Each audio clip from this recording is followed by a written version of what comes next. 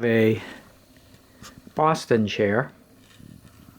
I've been looking for a Boston chair, but every time I go to an auction, I get outbid substantially, and I mean substantially. But I did an absentee bid on this auction and was lucky. I also sold a number of pieces of furniture at that auction and to pay for this. So this is a Boston chair, 1760, maybe 5 years before or after, circa 1760. And you can see it's a walnut chair, and that's how you can date these chairs, is the type of wood.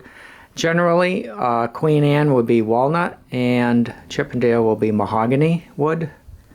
If you have a Chippendale that's walnut, it's early in the period, transitional chair, and this was sold as a transitional chair. Of course, the seat's been replaced. And you can see the stretchers, which is very characteristic of New England, Queen Anne, and Chippendale pieces. And why do I say this is Boston? It's because, see that crest rail?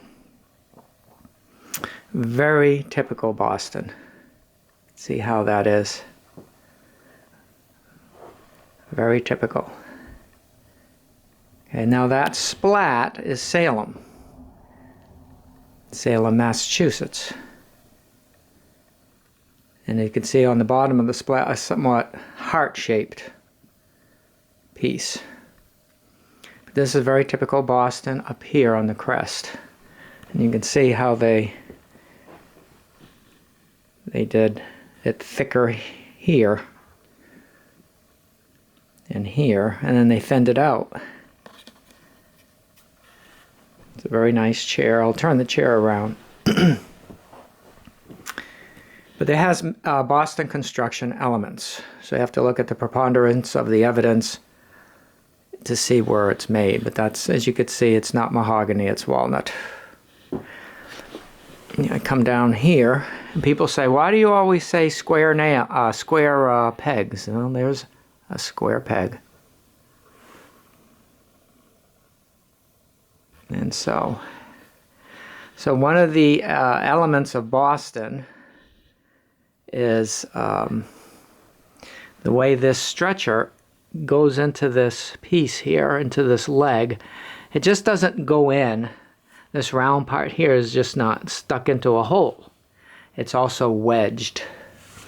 I don't know if I can show you that. I'll just turn the chair around. And if you could see how that there's wedges in there. See if I can get the other one.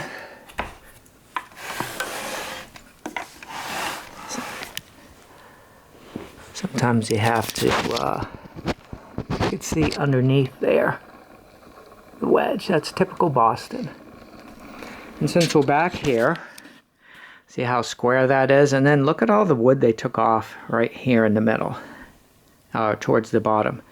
They took off a lot of wood there just as a design. Okay.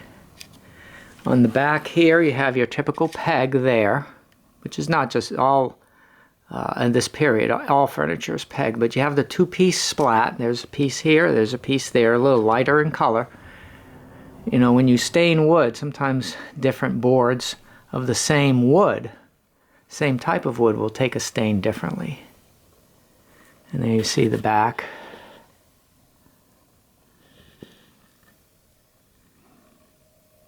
Of the Boston piece. Now I'll turn the chair around and we'll look at the feet.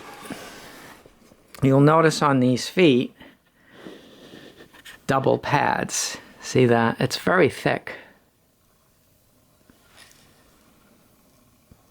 That's typical Boston. Same with this one. This one's more worn. You can see the wear there. When this chair was dragged, they favored this leg for some reason. So you could see there the double pad. Very difficult, very typical Boston. And there's your stretchers, block and vase stretcher. This stretcher See the block there? That is not turned on a lathe. All the rest of that's turned on a lathe, other than in the back there. It's blocked in the back. So they would turn it on the lathe, a big stock of wood, and then that section here would be left up to the chairmaker to take his planes and his knives and to whittle that down. And it's all chamfered. You could see it. It's all well done. These people took a lot of pride in their making. And you see that middle stretcher there? It's flat. This right here is flat because this person that sat in this chair, it's hard to focus this, his legs would come over and he'd put his feet there. And it's flattened completely out. I don't know if I can get it this way, but I can't get the light. But it's not round compared to the other side. And if you look over here, a little of the detail is missing right here because, same here, it's worn away. So that's what they did. There's another look at the feet.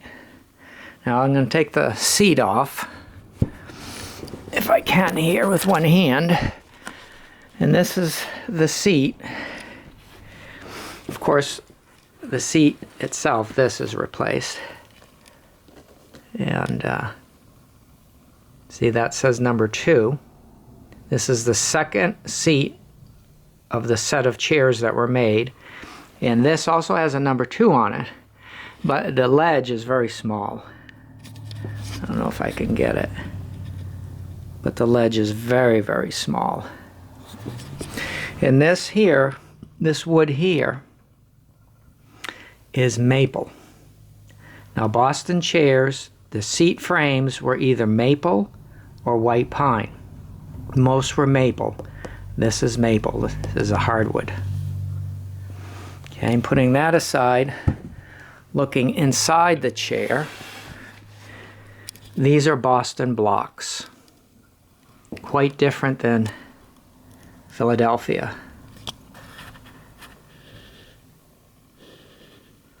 Okay, triangle.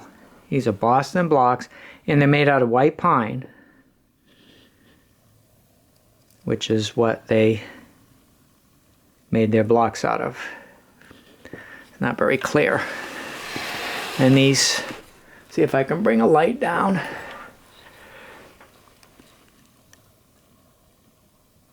And there you have your rose head nails. That's an original block there with its original nail. That looks like paint, but it's not. It's some kind of like a bug cocoon type thing.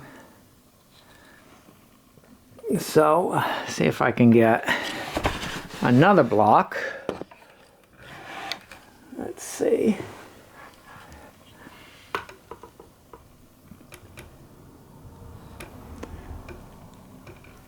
Go back a little bit. These cameras are a real pain.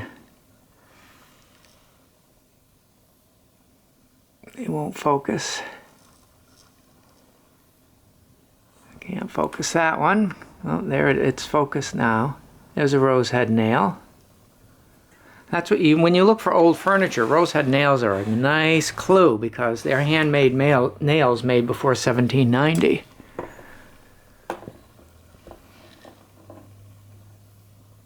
There's a couple more, or one there.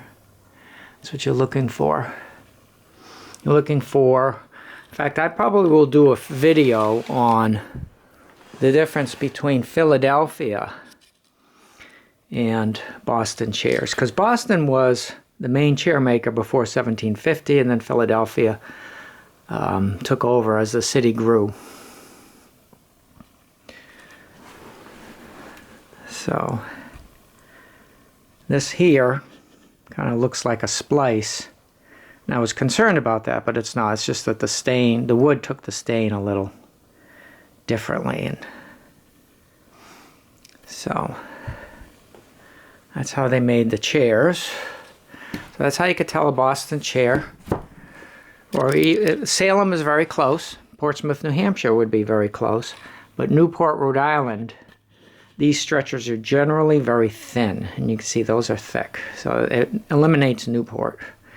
These regional differences were important because the guy that made this, he did that all day. The same one over and over again, and same with that and that. He'd switch and just do these, and he'd do it all day and make hundreds and hundreds in a week. And when you make one type, you become really good at it, and you can do a lot, and that was his business. That was his production. And that's how you also got into regional styles. People got used to it, and they were comfortable and secure in that. So again, a really nice chair. Take a look at that ear. See how it's carved? Then you come up to the crest of the wave, so to speak. That's why they call it a crest rail. And the carving there, that is very Boston. Very Boston. And then this piece here, which is more Salem, Mass. The inside of these, this right here, is beveled in and in there. So when you look at the chair, you don't see the inside. You don't see you only see the flatness of this. You don't see this inside because it's beveled in. They did that on purpose. They did that on purpose. In fact, the seat frame, I didn't show you that. It too was beveled, and yet look how it sits. Nobody's going to look at that. But they took pride in their work. They took a lot of pride in their work. I'll turn this around just for the last. I know the light keeps changing because it is outside here.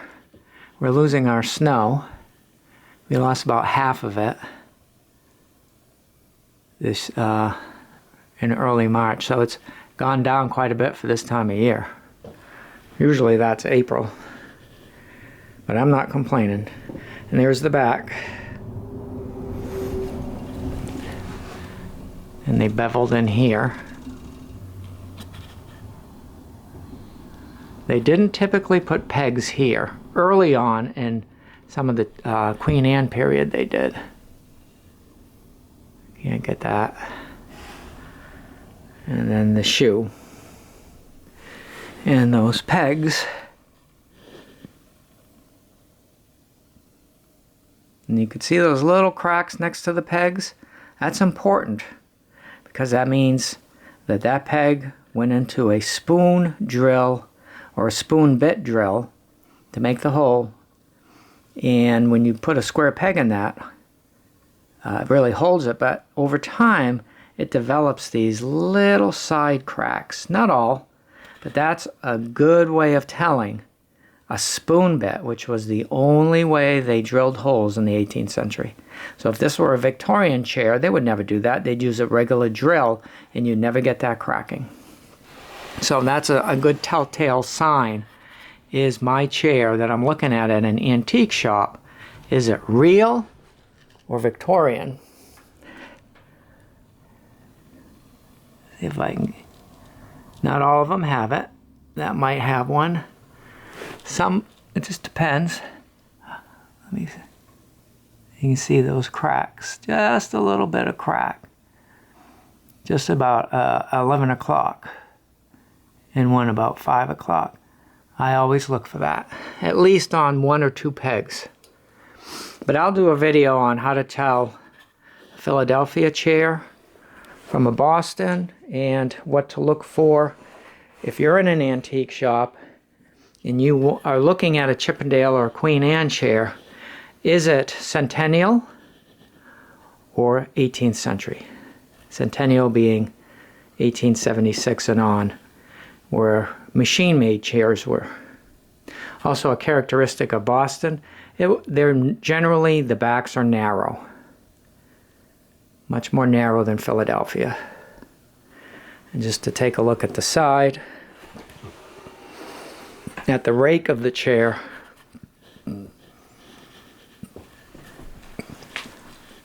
nope, I gotta get back further. You could see how far that had to be, and all that wood has to be removed to get that rake. It's not bent by steam or water or whatever. So there's another shot of the stretchers. Of course, this is not done on a lathe, because a lathe can't do a square. So a lot of work into these, and there's the double pad foot. And shortly after this period, 1750s, 60s, they began ball and claw. So a nice little chair. Didn't think I would be able to find one. These are hard to find. Philadelphia are much more common, as they made more chairs later in the period. Thanks for watching.